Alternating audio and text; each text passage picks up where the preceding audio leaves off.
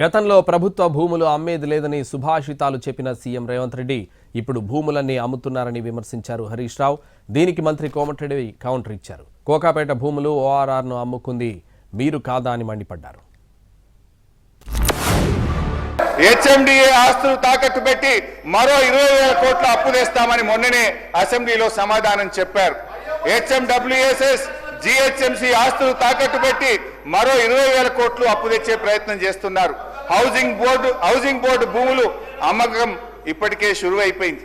నాడేమో ప్రభుత్వ భూములు పెద్దలిచ్చిన ఆస్తని, జాతి సంపదని, చచ్చిపోతే బొందబెట్టడానికి జాగుండదని రేవంత్ రెడ్డి గారు చాలా గొప్పగా సుభాషితాలు చెప్పారు. ఇవాళనేమో అధికారంలో రాగానే బరాబర్ భూములు అమ్ముతామంటున్నారు.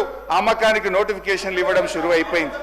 అధ్యక్ష, అమ్మొద్దని ఆక్షేపించిన నోటితోనే ఇవాళ భూములను అర్రాస్ పాట పాడుతా ఉన్నారు. అధ్యక్ష, మన తెలంగాణ సభ్య సమాజం తలదించుకునే విధంగా ఔటర్ రింగ్ రోడ్డుని కమిషన్ కక్కుర్తుబడి 7,300 కోట్లకు రోడ్డు రంపిన ధర చరిత్ర ఈయన సార్ వీళ్ళది. రెండవది సార్ ఎక్సైజ్ ఎప్పటి వరకు ఉంటుంది సార్?